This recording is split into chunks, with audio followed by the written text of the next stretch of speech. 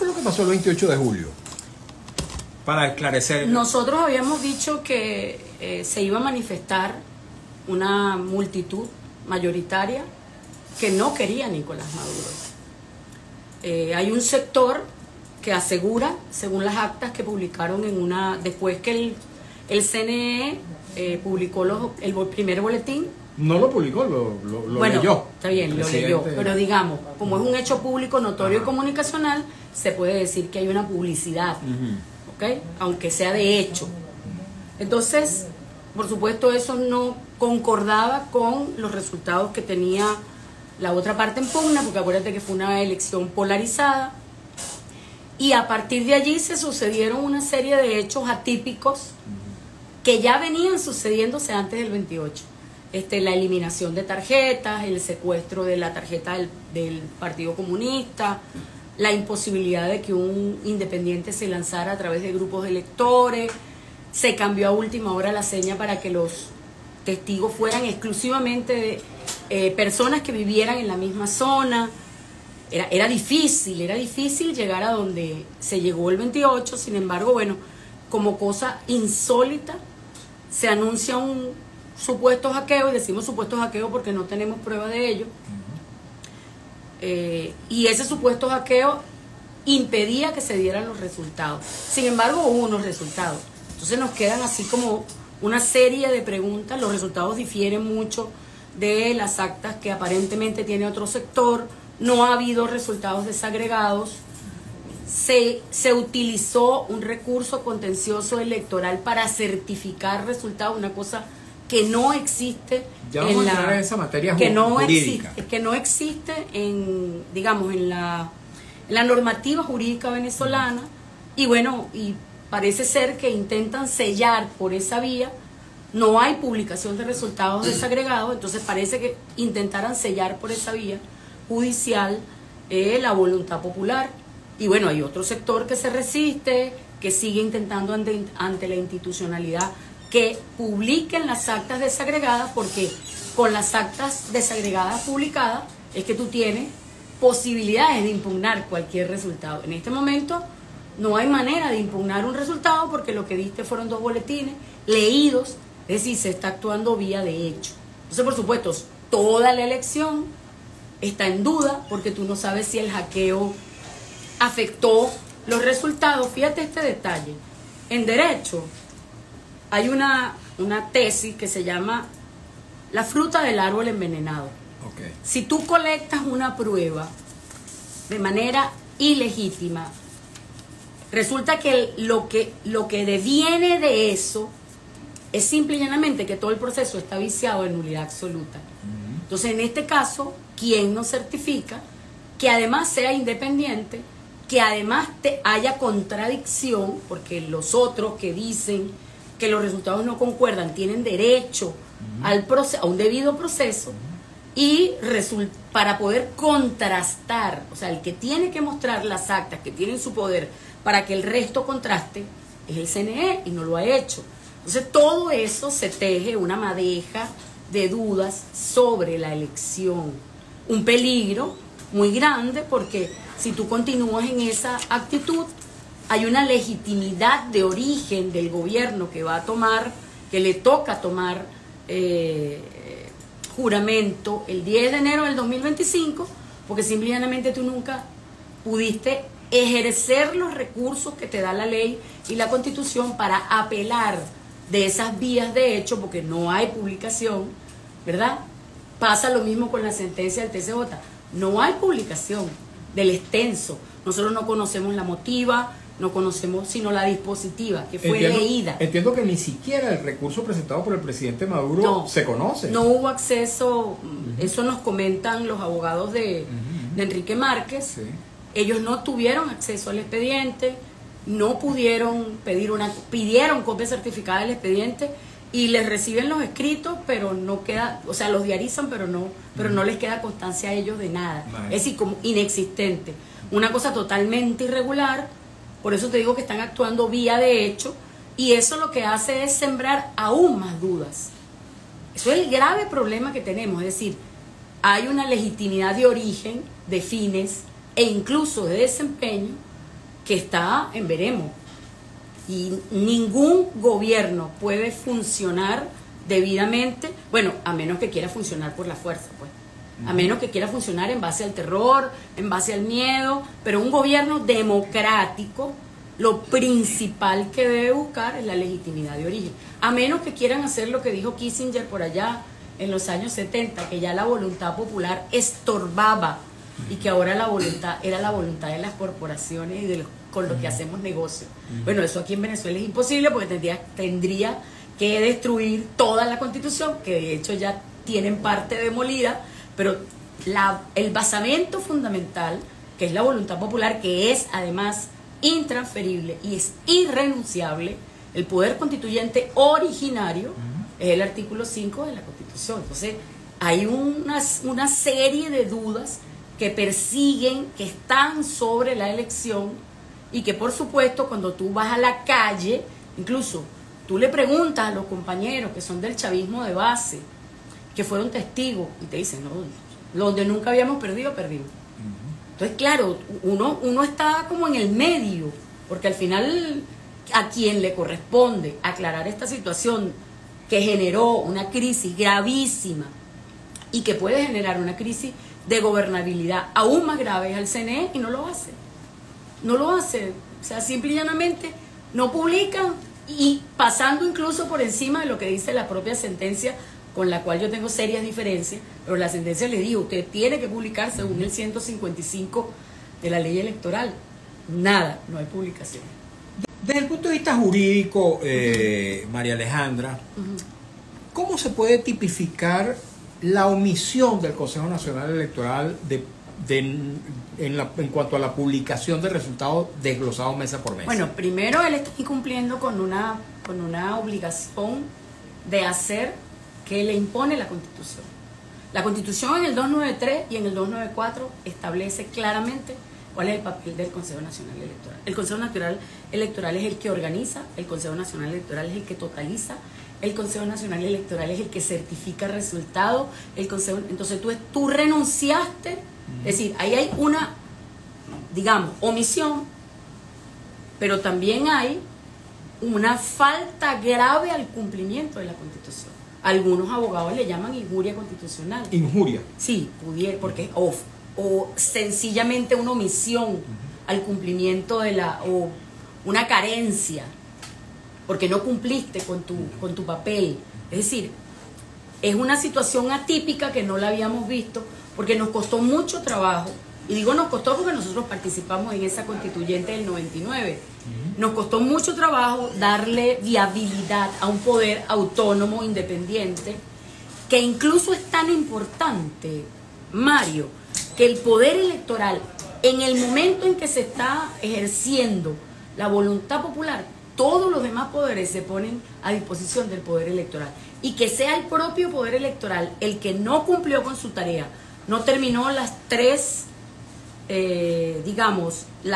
auditorías posteriores que debían hacerse, una de ellas en caliente, y era en las máquinas, porque ahí era donde tú podías comprobar si hubo un hackeo o no hubo un hackeo, porque además nos genera otra duda. El Consejo Nacional Electoral dice que hubo un hackeo. Yo me pregunto, ¿cómo obtuviste resultados si tuviste un hackeo y todavía tienes la página tumbada? Pero además, otra pregunta que me hago, si obtuviste un hackeo, si hubo un hackeo, ¿quién me garantiza que esos resultados no estén corruptos? Es lo que te digo, la fruta del árbol envenenado. Entonces pudiera entenderse que todo el proceso es nulo, de nulidad absoluta. Pero también hay otra cosa, ¿cómo es que si hubo un hackeo, tú puedes certificar que evidentemente ese hackeo se dio cuando todos sabemos que meses antes el propio Consejo Nacional Electoral explicó que era imposible el hackeo a la hora de la transmisión de los datos, porque iban por líneas analógicas y eran 30.000 y tantas líneas analógicas que no podían ser intervenidas? Entonces, ¿dónde fue el hackeo? ¿En la sala de totalización?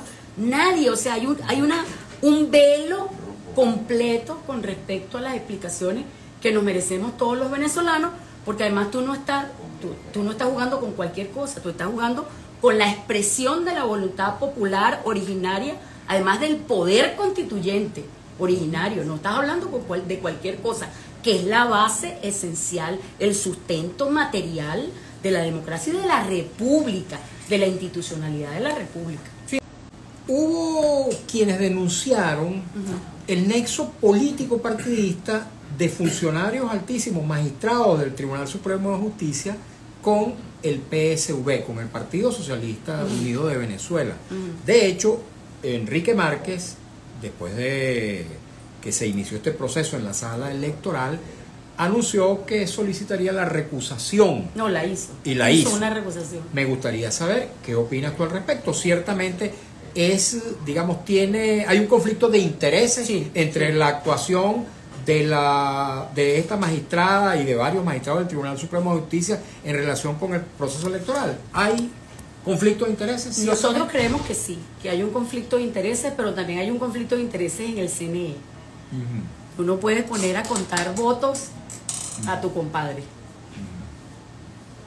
Pero eso es un problema del sistema político venezolano, porque si una debilidad tiene el sistema constitucional, la arquitectura constitucional que se diseñó, era pensar en la posibilidad de que un partido, como gana la Asamblea Nacional, nombra todos los poderes. Entonces no hay peso ni contrapeso. Esa es la más grande debilidad institucional que tenemos en este momento. Por eso nosotros hablamos de que debe escogerse por voto directo, secreto y universal a todos los integrantes de la cabeza de los poderes, porque es lo que te garantiza, y además deben ser revocables, pero además no puede ser cualquiera. O sea, tú no puedes escoger a cualquiera como magistrado, mucho menos una persona que viene de ser concejal, una persona que viene de ser activista del partido de gobierno y es el que va a resolver una causa donde está incluido tu jefe de partido, porque él es el presidente del partido. O sea, por supuesto que hay un conflicto de intereses. Debieron haber no solamente recusado, sino que ellos debieron haberse inhibido. Por ética profesional. ¿Te refieres tanto a los miembros del Consejo Nacional Electoral como del Tribunal Supremo? Evidentemente. Nunca debieron nombrar a personas que estaban tan comprometidas con el partido de gobierno. Porque ¿cómo vas a garantizar la independencia y la autonomía? Si tú eres militante de ese partido y tú estabas decidiendo una causa donde estaba en juego la posibilidad de que el presidente de tu partido continuara o no al frente del gobierno. O sea, eso no tiene ni pie ni cabeza desde el punto de vista, y por eso nosotros hacemos las críticas, pero para mejorar. Sin embargo, el texto constitucional es muy claro respecto a la fuente de designación de los magistrados del Consejo Nacional Electoral y del Tribunal Supremo de Justicia. Por eso te digo que hay una debilidad en el texto. El texto constitucional hay que revisarlo. ¿Por qué? Porque en la práctica tú te das cuenta que si un partido, llámese de oposición o llámese el PSUV o llámese Perico de los Palotes, tiene mayoría en la Asamblea Nacional, simple y llanamente ellos designan la mayoría de la cabeza de los poderes. Entonces, yo te designo porque eres mi pana, porque yo tengo mayoría. Tú vas a ir en contra mía a investigarme. Ve el papel que ha hecho la Contraloría General de la República, pues. Es un papel de una vergüenza. Entonces, la propia Constitución tiene que revisarse. Por eso nosotros decimos e insistimos, hay que volver a la Constitución, pero además de volver a la Constitución, hay que revisar esa Constitución para evitar que el hackeo que se le ha hecho a la Constitución, ese sí es un hackeo, a través de leyes y a través de otras sentencias que retrogradan la Constitución, que se puede decir como en términos del derecho francés, una termidor se le ha aplicado a la Constitución. Entonces tú desmontaste la Constitución porque le encontraste los puntos débiles. Entonces esos puntos débiles la sociedad tiene que entender que tienen que fundamentarse, tienen que blindarse. Fíjate, el 333 indica que nosotros, cualquier ciudadano esté investido o no de autoridad, puede desconocer una sentencia, una actuación de un gobierno ilegítimo. Ajá. ¿Y cómo se come eso? ¿Cómo lo haces en la práctica? Entonces, cuando tú te pones a revisar eso, tú llegas a la conclusión, bueno, o es por la fuerza o cuál es la salida. Sin embargo, tengo una observación, porque el hecho, por ejemplo, de que un militante de partido político llegue al CNE en calidad de rector y de presidente, no es atribuible a la Constitución. No, evidentemente que no. Porque la Constitución es muy clara en cuanto a que no deben ser parte de organizaciones políticas quienes integren el CNE. Entonces, estas personas llegan y renuncian el día anterior y ya no son parte. Ya no son parte, por Dios. Bueno, pero lo que te estoy diciendo... Y eso no es atribuible a la Constitución, sino una conducta antiética de quienes ejercen el poder. Incluso eso pudiera decirse que es un fraude a la Constitución. Para que sepa. Eso pudiera, inclusive en el detalle, en la filigrana constitucional, porque entonces, ¿cómo garantizas la independencia? Tu obligación, fíjate, el problema, Mario, de fondo, es que aquí, para sostener un régimen político, sea el que sea, tú no puedes valerte de la destrucción de la Constitución. Y lamentablemente eso es lo que estamos viendo.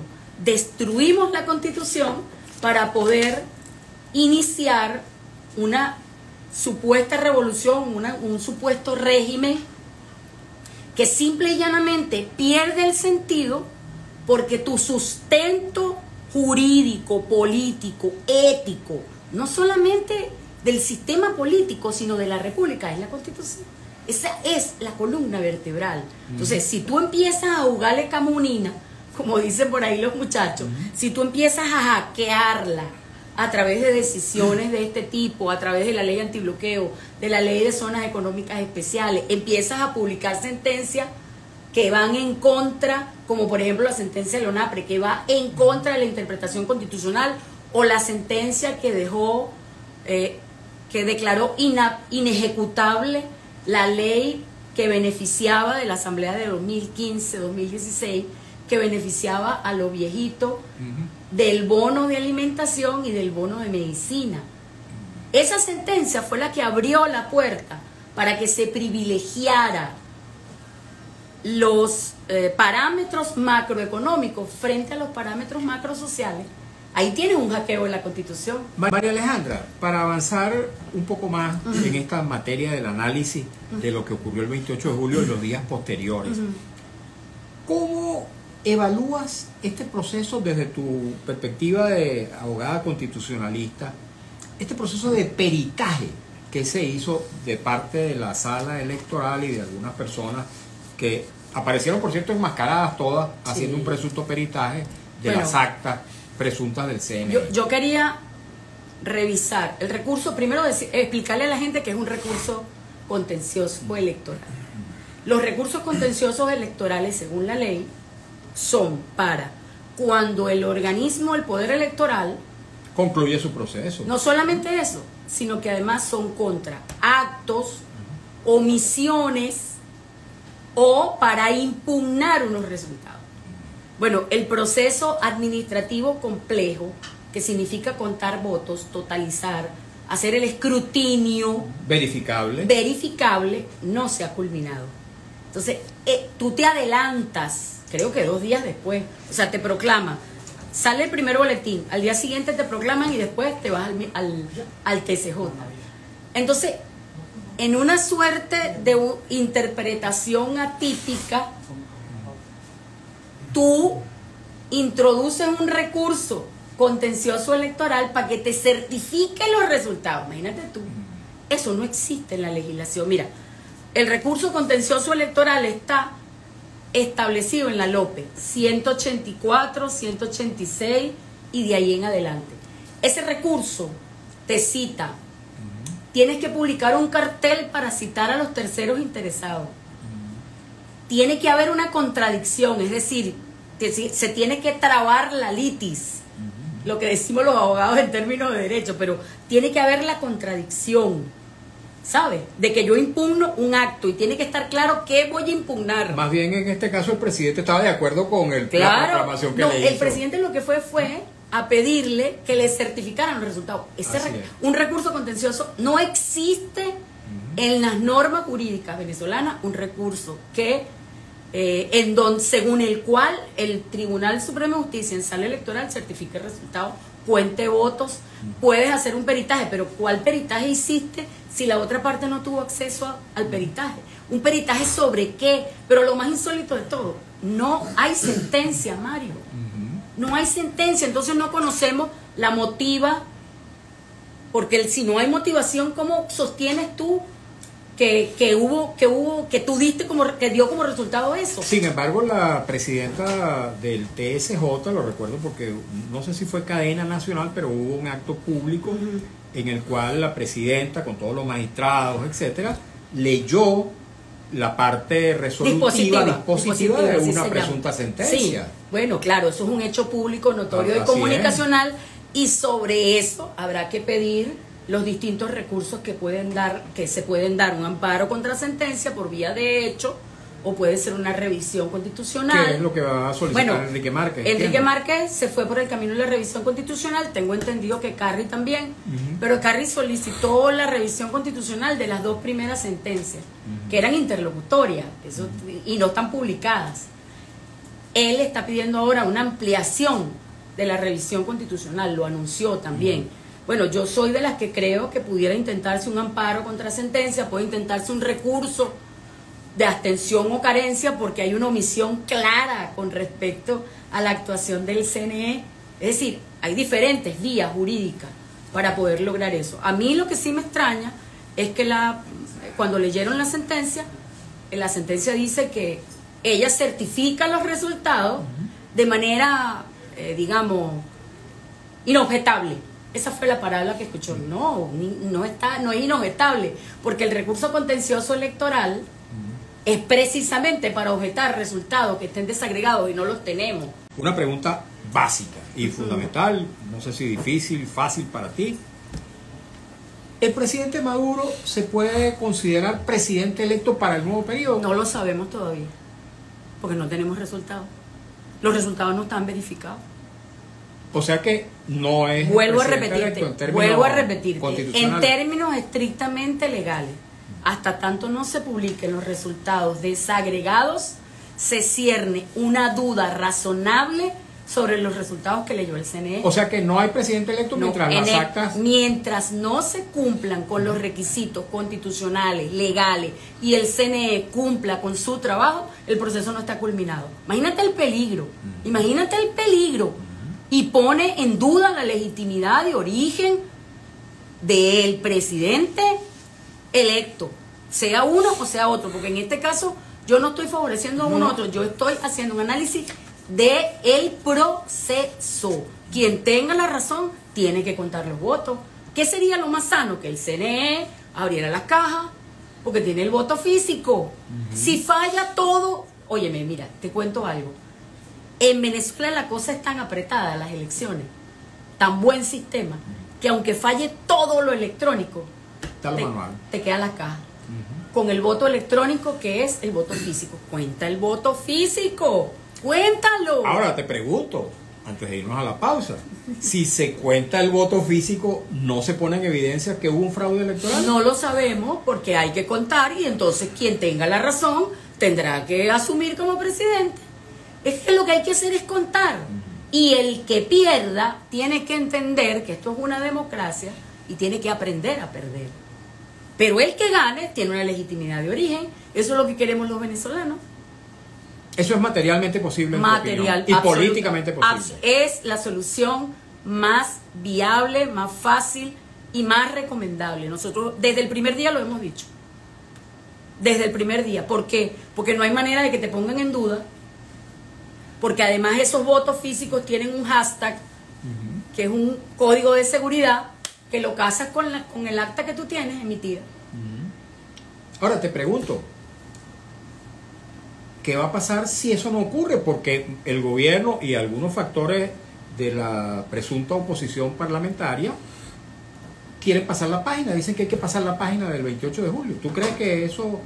¿Qué pasa si la página del 28 de julio queda ya en el pasado? En lo personal, a mí no me gustaría que fuese así. Como venezolana, primero porque se están burlando de la expresión de la voluntad popular. Segundo, porque no habría confiabilidad ni credibilidad en ese poder electoral. Y tercero, porque no habría legitimidad de origen para el gobierno que asumiera el 10 de enero del 2025. Eso es un peligro para no tener paz social.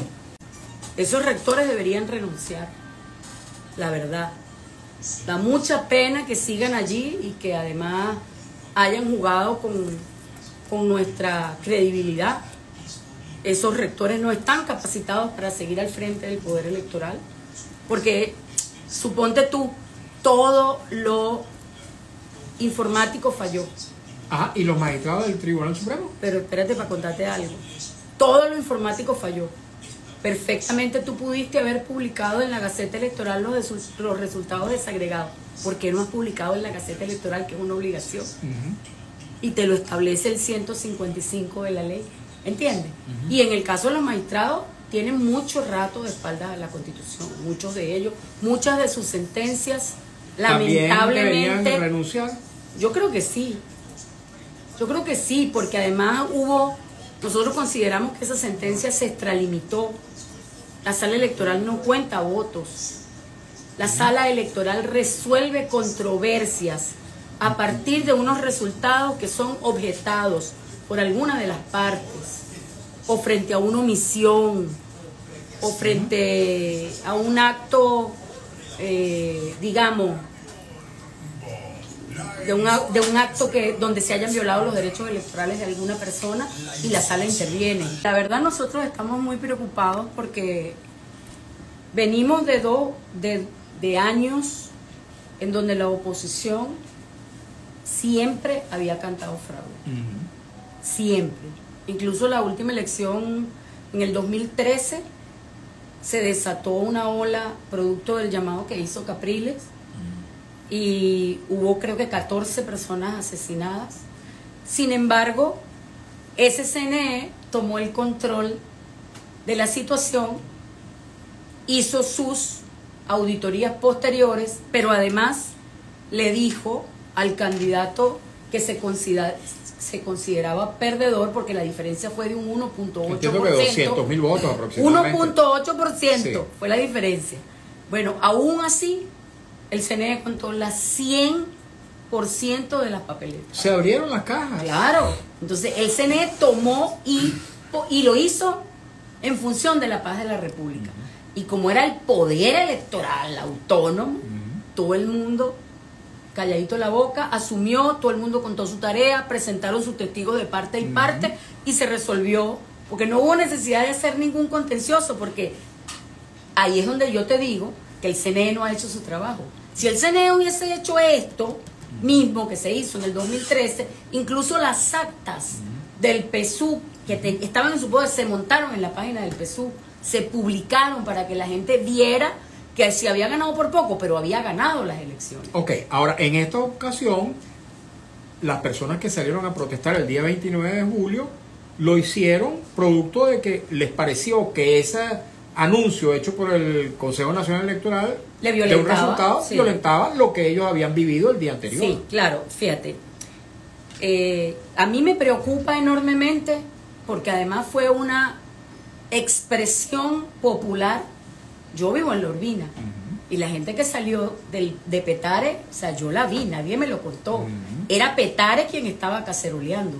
Fue Petare quien salió hasta la avenida Urdaneta y llegó a la esquina de Santa Capilla, y desde allí había colectivos armados disparando y estaba la policía al lado. Entonces, así como yo digo una cosa, digo otra. Hubo excesos, por supuesto, tumbaron estatuas, asesinaron a 2 personas, otras 24 personas más están muertas producto de esa ola de violencia, porque lo primero fue una ola, digamos, natural, que salió a reclamar porque le parecía que le habían robado las elecciones, ¿sabes? Fue espontáneo, pero después eso se convirtió en violencia. Entonces está bien que tú persigas la violencia, pero tú me vas a decir que los 2.400 personas detenidas son terroristas. O sea, le vas a meter el delito, el peor delito, y resulta que, o sea, tú ni siquiera tipificaste la conducta supuestamente la conducta delictiva con la ley que te dice, bueno, este señor cometió esta conducta que está fuera de la ley y la pena es por tantos años. No hubo correspondencia entre la conducta y supuestamente delictiva y la tipificación del delito. Esos son los términos legales. No hay manera de casarlo. Sin embargo, entonces Fiscalía se encargó de acusar. No tienen, fíjate, no les permitieron defensa privada. Cosa que está garantizada por la Constitución. Absolutamente.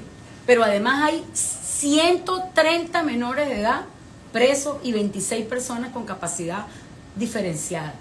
¿Ok? Entonces, soltaron apenas a 30 o 40, todavía quedan 90 menores de edad presos. O sea, tú eres loco. ¿Qué es eso? ¿Cuál es el exceso?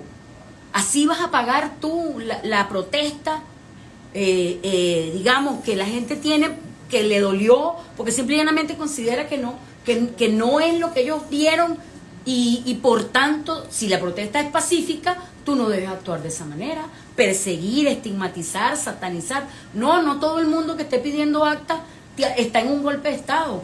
No todos los que estamos pidiendo que se aclare la situación estamos montados en una conspiración. Esa no puede ser la manera, porque tú no puedes gobernar sobre el miedo, sobre el terror, sobre la acusación permanente de que el otro no puede hablar. Además te acusan de incitación al odio. 15 años te meten porque, bueno, supuestamente pedir actas, entonces es un delito. O sea, ¿en qué mundo estamos? Por @Diego Zambrano 505. María, una pregunta. ¿Será bien una intervención militar en Venezuela porque Maduro no va a soltar el poder y el pueblo no tiene armas y Maduro en conchupancia con Padrino López se adueñaron del poder? Mi pregunta, ¿es conveniente una intervención? No, absolutamente. Yo me niego absolutamente que los problemas de los venezolanos los resuelva una fuerza extranjera. No, mire, yo voy a dar un mensaje que quiero que les quede en la cabeza a todos los venezolanos. Las multitudes conscientes, fíjense lo que voy a decir, que somos mayoría en este país, no podemos permitir que una minoría, si se llega a comprobar que es ilegítima, nos arrebaten la Constitución y nos arrebaten la vida en sociedad y la democracia. Y eso se logra es con movilización consciente, ejerciendo los recursos frente a la institucionalidad. Así consideremos que esa institucionalidad está sesgada. Hay que agotar la vía, absolutamente todas las vías democráticas. Y una de esas vías democráticas es la protesta pacífica. Esa es una de las vías democráticas. Yo me niego rotundamente ni a sanciones al pueblo, porque lo que han hecho es que las mafias son las que se benefician de las sanciones, porque la ley antibloqueo, con eso se robaron 30.000 millones de PDVSA, ¿vieron? Las sanciones. Lo que sí me gustaría es que se aplicaran los protocolos internacionales con respecto a la persecución de crímenes transnacionales. ¿Y que se haya robado una plata, a ese que le pongan las sanciones y se la devuelvan al pueblo? ¿Qué opina de estas sanciones individuales que fueron tomadas ayer contra funcionarios? Yo no estoy de acuerdo con ningún tipo de sanciones. Yo la sanción que quiero es que le quiten la plata a los corruptos. Esa es la sanción que yo quiero ver. Yo quiero las sanciones contra los corruptos, estén donde estén, sean jefes de partido, sean lo que sea. Todos los corruptos de un lado y del otro, esas son las sanciones que nosotros necesitamos, porque los gringos tienen el control del sistema financiero mundial. Ellos no van a saber dónde están los reales, claro que lo saben, porque no le ponen sanciones a eso. Quítenle la plata para que les duele el bolsillo, para que ustedes vean que mejora todo. Con 147, esta señora que se cuide, son capaces de apresarla, mosca. No, por Dios, transmutado y cancelado. Transmutado y cancelado, porque nosotros no estamos llamando ni a una rebelión, ni estamos llamando al desconocimiento del gobierno. Nosotros estamos simple y llanamente defendiendo la voluntad popular, y eso no es delito. Tenemos años además en esto, desde que ingresamos en la fila a trabajar con el comandante Chávez en Miraflores. Yo empecé a trabajar con Chávez en Miraflores porque nosotros fuimos los abogados que demandamos el amparo contra la paralización de PDVSA. Y a raíz de eso a mí me llaman a Miraflores. Entonces nosotros no hemos abandonado nuestro camino de defensa de la Constitución, no lo vamos a hacer ni nos vamos a prestar para hechos que estén fuera de la Constitución. Así que transmutado y cancelado, dicen por allí, nada que ver. De todos modos, ¿no has visto cosas sospechosas alrededor tuyo, gente siguiéndote y eso? Nada de eso. No, la verdad, yo estoy con Dios y con la Virgen del Valle que me protege. Sigo insistiendo que nosotros estamos reclamando el cumplimiento de la Constitución, en cualquier caso. Ok, por cierto, tuvimos el miércoles al secretario general del Partido Comunista, Oscar Figuera, y nos dijo que las actas que algunos militantes del Partido Comunista y amigos del Partido Comunista tenían en su poder, la contrastaron con las actas que publicó la Plataforma Unitaria Democrática y coinciden perfectamente. Sí, hay un trabajo que hizo un joven de Gillich, a través de la universidad, y bueno, nosotros tuvimos acceso a algunas actas y las comprobamos, las contrastamos y bueno, para nuestra sorpresa coinciden. Perfectamente. Al menos esas actas que nosotros tuvimos en nuestra ¿Un número mano. Importante de actas? No, realmente es un número poco representativo. Pequeño, pero coincide. Porque fueron amigos del chavismo que bueno, que tienen copia y nos la facilitaron y nosotros hicimos una comparación y coincide. Pues entonces, ahí por eso nosotros pedimos para la claridad, para la tranquilidad de todo el país, que se aclare esta situación. No se pueden dar resultados si hay un hackeo, no sabemos hasta qué punto ese hackeo pudo anular la elección, o sea, todo eso es posible. No entiendo bien el mensaje, no sé si que no lo leí bien o no está... No, yo entiendo que ella pregunta si hay alguna sanción, si se puede pedir algo. Contra en el caso del Amoroso. CNE, no, pero no, de la directiva. En el caso de la directiva del CNE, que ha omitido publicar los resultados en Gaceta Electoral, ahí hay una omisión, ahí se puede intentar un recurso contencioso, un recurso de carencia, un recurso de abstención, o sea, todo eso es posible hacerlo en el marco de lo que nos dicta el ordenamiento jurídico venezolano. Ok, continuamos, dice esta señora que se cuide, son capaces de apresar la mosca. No, por Dios, transmutado y cancelado. Transmutado y cancelado, porque nosotros no estamos llamando ni a una rebelión, ni estamos llamando al desconocimiento del gobierno, nosotros estamos simple y llanamente defendiendo la voluntad popular, y eso no es delito. Tenemos años además en esto, desde que ingresamos en la fila a trabajar con el comandante Chávez en Miraflores. Yo empecé a trabajar con Chávez en Miraflores porque nosotros fuimos los abogados que demandamos el amparo contra la paralización de PDVSA. Y a raíz de eso a mí me llaman a Miraflores. Entonces nosotros no hemos abandonado nuestro camino de defensa de la Constitución, no lo vamos a hacer ni nos vamos a prestar para hechos que estén fuera de la Constitución. Así que transmutado y cancelado, dicen por allí, nada que ver. De todos modos, ¿no has visto cosas sospechosas alrededor tuyo, gente siguiéndote y eso? Nada de eso. No, la verdad, yo estoy con Dios y con la Virgen del Valle que me protege. Sigo insistiendo que nosotros estamos reclamando el cumplimiento de la Constitución en cualquier caso. Ok, bueno, muchos mensajes, amigos, que siguen llegando. Gregoria Romero, doctora, presente usted un amparo, algún recurso legal que aporte en esta tragedia en la que está inmersa el país. Ayúdenos. ¿Vas a hacer algún recurso de tu puño y letra para introducir ante las instancias tribunalicias o administrativas que corresponden? Hemos estado trabajando en un amparo por derechos colectivos y difusos. Hemos estado conversando con algunos partidos y algunas personalidades para que nos acompañen, pero en principio vamos a acompañar en el Frente Democrático Popular, vamos a acompañar la iniciativa del ex candidato Enrique Márquez. A partir de la semana que viene el recurso va a estar disponible en la plataforma para que lo puedan leer, puedan hacer observaciones, pero nosotros creemos que tenemos que incluso solicitar a través de un amparo por derechos colectivos y difusos. Hay muchas acciones que se pueden hacer, lo único es que necesitamos organización para ello y voluntad. Voluntad tenemos. Hemos estado adelantando, como les dije, un amparo por derechos colectivos y difusos. Sin embargo, vamos a agotar la vía del recurso de revisión constitucional, que nos parece también, aunque no hay sentencia, hay una sentencia que se leyó, un hecho público, notorio y comunicacional, sería por vía de hecho.